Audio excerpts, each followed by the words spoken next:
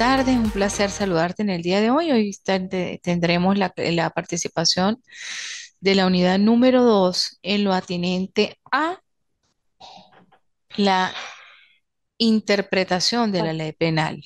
¿Qué es la ley penal?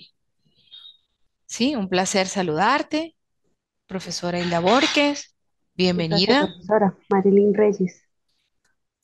Bueno, bienvenida Marilyn, un placer saludarte. Bueno, en el día de hoy hablaremos en lo atinente a la ley penal. ¿Qué es para ti la ley penal? ¿Qué crees tú que es la ley penal? ¿Sí? Es una manifestación, ¿sí? Es una manifestación de voluntad que viene de dónde.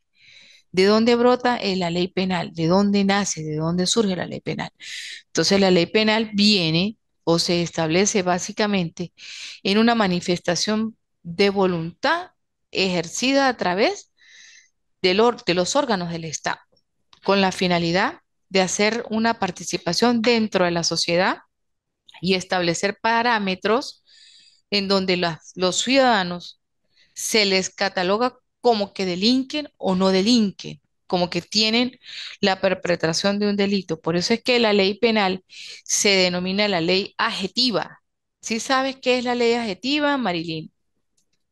¿Qué diferencia existe entre un código sustantivo y un código adjetivo? El código es sustantivo porque es el que tiene la recopilación de todas las normas, mientras que la ley adjetiva es la que habla en una sola base.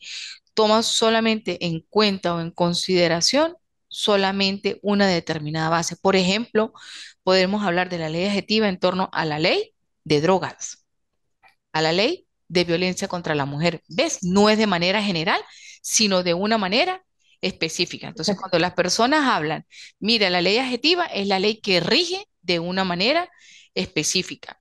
¿Cómo se trabaja de una manera específica? En torno a este tema, existen varias interpretaciones de la ley penal. ¿Cómo interpretamos nosotros la ley penal? Nosotros interpretamos la ley penal.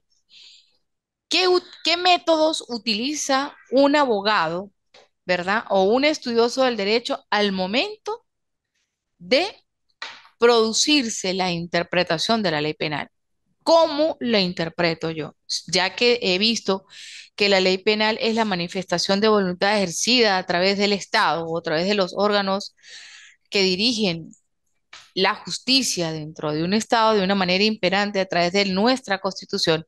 Nosotros también vemos dilucidado en este sentido que encontramos en este aspecto la interpretación. ¿Cómo hago yo como un jurista o que ejerzo de una manera teórico-práctica o el derecho o que yo realizo un análisis jurídico? ¿Cómo lo interpreto? ¿A través de qué? Bueno, existen varios métodos a través de los cuales el abogado o el que ejerce la profesión del derecho tiene la interpretación de la mayéutica, de la hermenéutica. ¿Cómo hago yo de lo general a lo particular? Por eso es que sale a dilucidar la ley adjetiva, ¿sí? Porque hace un compendio de todas las leyes en la parte sustantiva y dilucida o estudia un campo determinado. Es de allí de que se consolidan de una manera transparente cómo es que yo voy a interpretar esa ley. ¿Cómo hago yo para interpretarla? Entonces, yo la interpreto de lo general a lo particular, en torno a qué significa cada ley. Como es bien sabido, tú sabes que el artículo 1 de cualquier ley tiene por El finalidad el objetivo. objeto. Ajá, esta ley define el objeto tata, entonces esa ley adjetiva de una vez, cuando tú haces la interpretación, ella de una vez te enmarca el objetivo que tiene la ley. ¿A través de qué? A través de la característica, a través de su funcionabilidad, a través de los órganos que la ejercen. Y entonces ahí se va interpretando de una manera paulatina en torno a los títulos, en torno a en qué se basa, qué voy a hacer, cómo la voy a interpretar.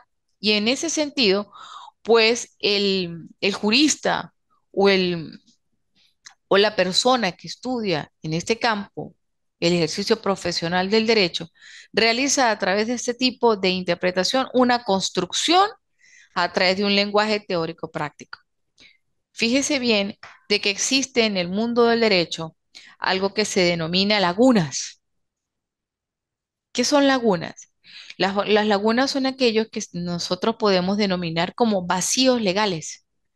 Entonces, cuando nosotros encontramos en esa interpretación de esa ley un vacío legal, nosotros acudimos inmediatamente a la interpretación sobre esa materia, sobre esa ley, cómo la dilucido, cómo la trabajo, cómo la hago, cómo la interpreto de una manera general y particular. Entonces, en este sentido, nosotros nos vemos arraigados en lo inductivo a lo deductivo, de lo general a lo particular. Entonces, una vez que nosotros tenemos esa ley adjetiva, ya vimos el artículo 1, que es el objeto, nosotros nos podemos referir básicamente a cómo se interpreta la parte penal. Pero si nosotros nos adentramos en la parte penal, vamos a decirlo de esta manera, a filosofar, porque adentraríamos en la parte biólogo-criminal, en el estudio que establece la criminología, como lo veo yo a través de las distintas escuelas que yo les había dado a ustedes, si vamos siguiendo una correlación en las fases de las unidades curriculares, cómo se crean esos pensamientos positivos, clásicos y liberadores en torno a la materia penal, porque la materia penal estudia el comportamiento y del delincuente, vamos a decir en este caso, y estudia cómo se establecen los delitos y cómo se sancionan las penas. ¿Qué significa en el área del derecho la dosimetría? ¿Qué es para mí la dosimetría? ¿Habías oído hablar, Marilyn, de la dosimetría? No, profesora, no Ajá, la había. dosimetría básicamente, mi querida Marilyn, establece cuánto es la parte de la pena. Entonces, por lo menos en una ley adjetiva, si nosotros vamos a hablar en torno al artículo 149, primera parte, que establece el tráfico en la modalidad de tráfico, ocultamiento, ¿sí? La pena agrava más. Entonces, en el 149, la primera parte de la ley de drogas, me establece a mí esa parte de la dosimetría. ¿Qué quiere decir? Que la pena se incrementa más. Entonces, la dosimetría me establece a mí los tipos de, de lapsos o de años en los cuales una persona que está sujeto a cumplir una pena por haber infringido en un delito, pues la dosimetría me establece cuánto tiene que el cálculo, básicamente la dosimetría es el cálculo para sacar cuánto es la pena que él debe cumplir, las dos terceras partes, un tercio. Entonces eso se denomina en el área penal del derecho, se conoce como la dosimetría penal. No, pero tienes que hacerla. Entonces, para no decir en el área del derecho la palabra cálculo penal de una manera o de un lenguaje teórico, práctico, tecnicismo jurídico, eso es lo que nosotros conocemos como el tecnicismo jurídico, se establece entonces, vamos a establecer la dosimetría penal en torno a este delito, en torno a este expediente, en torno a a este penado. Como tú bien sabes, nosotros en el área penal tenemos a través del nuevo Código Orgánico Procesal Penal lo que se denominan mm, un sistema acusatorio. Dicho sistema acusatorio viene de la mano, ¿verdad? De que el juez establece cómo se dirige en sí el proceso. Pero aquí tenemos una fase investigativa, una fase preparatoria y se establece que, por ejemplo, en control se denomina imputado. En la parte de juicio se denomina acusado, ¿verdad? Y en la parte de ejecución se denomina reo. Entonces, es importante dilucidar dentro de las prácticas penales, ¿verdad? Cómo ustedes enfocan el ejercicio profesional del derecho en el área penal, a través de una interpretación, pero siempre tomando como punto referencial ese aspecto vamos a decir, histórico en torno a los pensamientos que tenía César Beccaria y a los pensamientos liberadores de Lombroso, de Garófalo y de Ferri, del comportamiento del delincuente. ¿Sí? Entonces, a raíz de eso, viene el tecnicismo jurídico, que viene la interpretación de la ley penal. ¿Cómo hago yo para ejercer una mejor defensa en pro de ese imputado, en pro de ese acusado y en pro del reo? Si nosotros nos adentramos en la materia penal, básicamente en un tribunal de control, nosotros podemos, o ustedes como futuros profesionales del derecho, invocar algo que se denomina el principio de oportunidad. En un tribunal de control ustedes van a conseguir una variedad de situaciones, no solamente la audiencia de presentación, o vamos a decirlo en este sentido, la audiencia preliminar, porque dentro de la audiencia preliminar yo puedo solicitar un principio de oportunidad donde no me reviste carácter penal, eh, vamos a decir, la calificación jurídica que le están determinando a ese imputado, y yo puedo solicitar una terminación anticipada del proceso, que es lo que se conoce como el sobreseimiento. ¿Qué es un sobreseimiento? Es una forma de terminación anticipada del procedimiento. ¿Y dónde está establecido eso, profesora? Eso está establecido básicamente en el Código Orgánico Procesal Penal. Básicamente, en si el hecho revistió, si hubo o no se realizó. Por muerte, porque operó la prescripción, o por extinción de la misma. Entonces, habría que verlo. Y en ese momento, en el Tribunal de Control, porque esta unidad curricular se denomina, ¿qué? Prácticas penales. Yo puedo solicitar al juez de control. ¿Qué le solicito? Yo le solicito al juez de control invoco, esa es la palabra, invoco un principio de oportunidad donde le sugiero o le digo al juez respetuosamente, ante la digna autoridad que le merece y en presencia de la vindicta pública, se me invoca un principio de oportunidad en base a de que ese delito no el delito que se le está imputando no reviste un carácter penal, por cuanto los hechos no estaban, él no estaba en ese momento ahí. Entonces ahí opera una terminación anticipada del procedimiento, que se denomina comúnmente como un sobreseimiento. ¿Solamente eso se da en un tribunal de control, doctora? No. También yo puedo solicitar en un tribunal de control, aparte de invocar un principio de oportunidad, yo puedo solicitar un acuerdo reparatorio.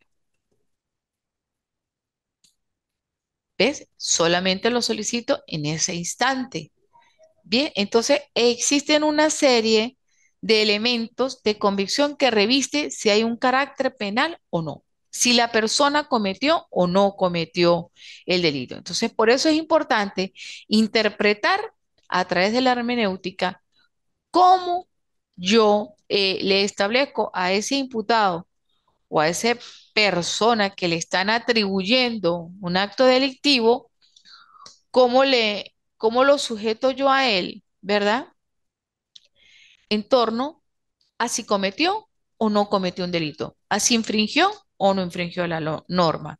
Por eso es importante, dentro del tema de prácticas penales, la invocación y la interpretación de esa ley.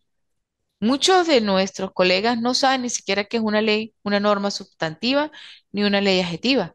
Desconocen totalmente esa diferenciación en esos términos. Por eso es importante, y te hice alusión a la ley de drogas en la primera parte en torno al tipo de delito. Siempre primera parte del 149 de la ley de drogas, a ti te va a atribuir, ¿verdad? Un agravante. ¿Sí? De por sí, Entonces, cuando yo soy guardia nacional, profesora, y en materia de droga he hecho procedimientos y la cual he hecho también actas policiales, y ahí es ajá, donde nosotros nos destacamos desde todo el debido proceso que va desde la Constitución, luego el Código Penal, luego viene la ley especial que es la ley de drogas, posteriormente ahí se nombran los artículos, posteriormente nosotros anexamos si hay asociación para delinquir, si ajá, todo eso, entonces nosotros hacemos, mencionamos los artículos que llevan correlación con el hecho bien, punible que están cometiendo, y exacto. ahí es donde viene posteriormente, ahí está como la redacción que hace el funcionario, Ujú. El en todo tecnicismo. Ajá. tecnicismo que tiene que hacer el funcionario para poder dar las evidencias, bueno, no dar las evidencias, mostrar los elementos probatorios para que ese detenido se pueda hacer todo el proceso de, este, de, para la audiencia preliminar, porque cuando hay detenidos ya son lapsos cortos donde a las primeras 12 horas se le notifica al fiscal, luego ya dan, hay 48 horas para poder entregar todo el procedimiento con la cadena de custodia, con Fíjate todas esa las... parte, mi querida Marilyn, disculpa que te interrumpa, que la cadena de custodia es muy importante. ¿Por qué?